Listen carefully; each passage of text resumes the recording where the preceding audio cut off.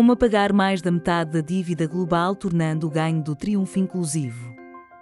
Na melhor parte do globo, quando o charme de um culpado da crise económica fornece um álibi para criar impressoras de dinheiro, liberais e conservadores se reúnem para amordaçar Friedman e abusar das políticas prescritas por Keynes para fazer com que os consumidores continuem gastando. Para combater a ruptura económica causada pela Covid-19, governos estão classificando a dívida para fornecer apoio financeiro a famílias e empresas individuais. Os Estados Unidos da América investiram mais de 5 trilhões de dólares, incluindo 2 pagamentos diretos em dinheiro para americanos e pequenas empresas, para preservar o estilo de vida e as indústrias americanas. Para não ficar para trás, o compromisso do Japão com os gastos e o esquema europeu ultrapassa cada um 2 trilhões de dólares. Há justiça lógica na noção de que os gastos do governo ajudariam a aumentar a produtividade e a impulsionar mais consumo ou gastos por parte dos consumidores. Os gastos do governo ainda precisam desacorrentar o mundo desenvolvido da armadilha do excesso de eficiência que alimenta o vício da oxicodona das massas, a capacidade de somar e gastar uma renda futura presumida, que transformou os consumidores em compradores compulsivos. O consenso é que toda dívida deve ser paga eventualmente, e se não for paga hoje, será paga pelas gerações futuras. Enquanto os países mais endividados empurram com a barriga, o banco de dados da dívida global do FMI mostra que a dívida global total, pública mais privada, já ultrapassou a marca de 200 trilhões de dólares. A ironia é a seguinte: os países pobres são os menos endividados, enquanto as economias mais avançadas têm uma dívida nacional impressionante e não planejam genuinamente perder o controle tão cedo. É politicamente desagradável, esteja você em uma democracia ou não. No entanto, há uma maneira de apagar mais da metade da dívida global e, ao mesmo tempo, tornar o ganho do triunfo inclusivo.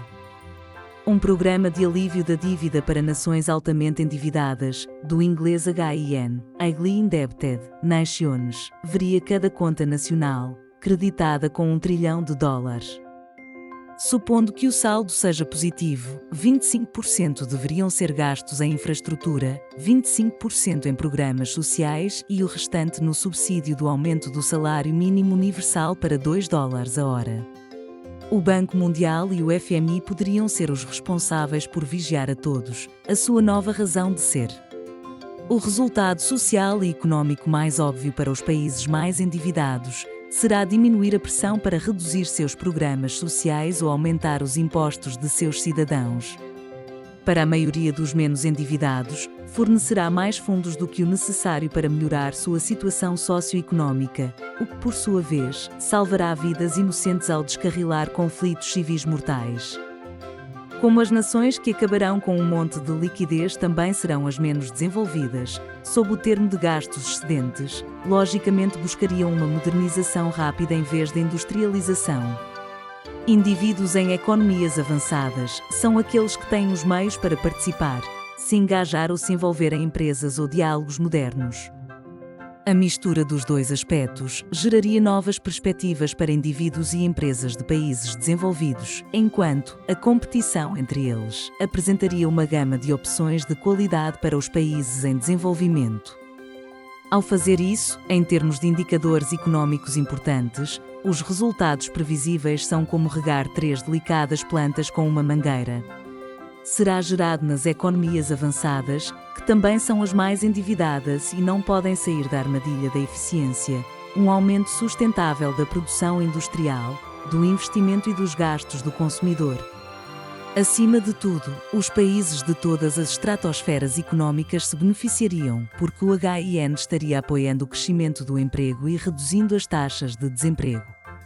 Ao fazer isso, interromperia a migração dos pobres para o que é visto como a terra do leite e do mel.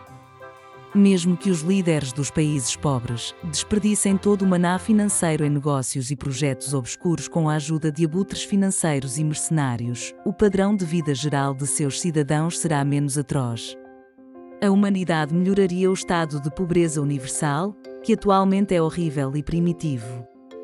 J.O.M. Schimónio é um teórico ativista dos direitos humanos, economista político e filósofo social. Para aprender mais, por favor visite www.schimónio.com.